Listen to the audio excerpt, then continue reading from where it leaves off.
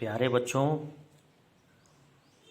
मैं मिथिलेश पांडे आपके सामने एक और भी वीडियो प्रस्तुत कर रहा हूँ। यह आपको देख करके बड़ा ताज्जुब होगा कि ये मेरे हाथ में क्या है। बच्चों, दूसरे वीडियो में मैंने आपको बताया था कि समतल दर्पण, उत्तल दर्पण और अवतल दर्पण में प्रतिबिंब किस तरीके के बनते हैं। ये आप बेटा अपने घर में भी देख सकते हो।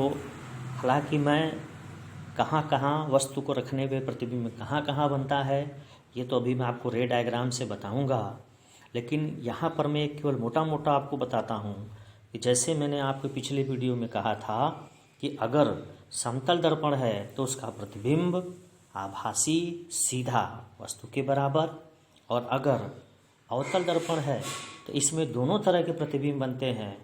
आपके आभासी भी बनता है और वास्तविक भी बनता है।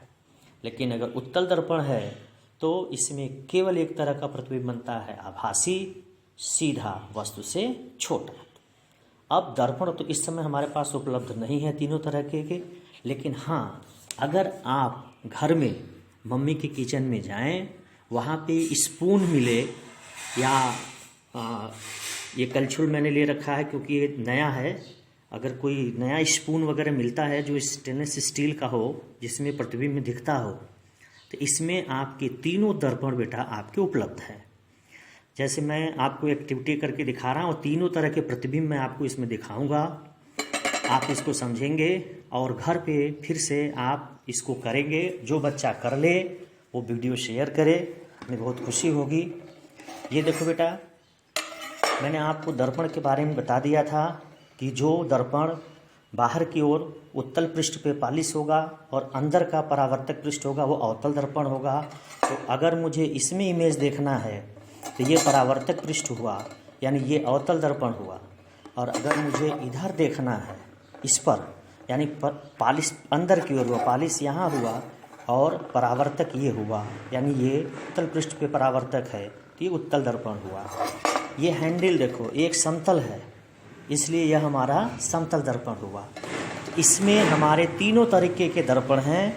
एक हमारा है समतल दर्पण, ये पोर्शन है अवतल दर्पण और ये पोर्शन हमारा उत्तल दर्पण। तो अगर आपके पास स्पून हो उसमें भी देख सकते हैं, या किचन में आप इस तरह के प्रयोग मम्मी से ले करके कर सकते हैं। अब जैसे बेटा देखो, सबसे पहले हम अवतल दर्पण पे चलते हैं। अवतल दर्पण पे दो तरीके के प्रतिबिंब बनते हैं।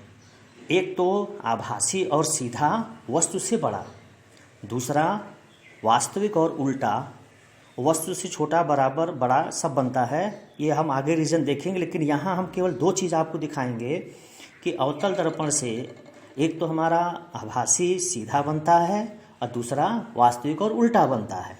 तो ये देखो बेटा, आप इसको देखने की कोशिश करिए। ये जो आपके प्रतिबिंब इसमें बन रहे हैं, ये इसके प्रतिबिंब ये सीधे हैं। ये देखिए, ये सीधे प्रतिबिंब हैं। अब आप, चूँकि यह एक केस होता है जो आगे आपको पढ़ाएंगे कि अगर ये वस्तु इस दर्पण और इसके फोकस दूरी के बीच में रखी जाएगी तब यह केस उत्पन्न होता है, अदरवाइज ये फिर वास्तविक और उल्टा बनता है। इसमें आप देखो बेटा, ये आप देखिए, ये आपके जो प्रतिबिंब हैं ये सीधा बना हुआ है, दिख रहा है। और एक चीज़ और भी देखिए, ये जो प्रतिबिंब बनेंगे सीधा, यह बड़ा भी बनता है।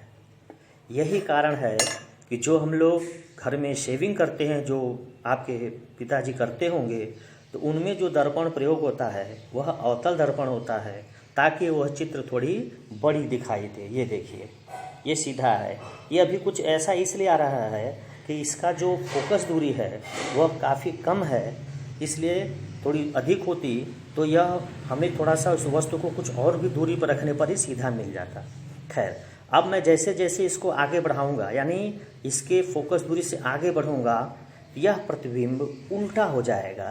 ये देखिए, ये देखिए, अब ये प्रतिबिंब आपका उल्टा हो गया, ये आप देख सकते हैं। देखिए ये प्रतिबिंब उल्टा हो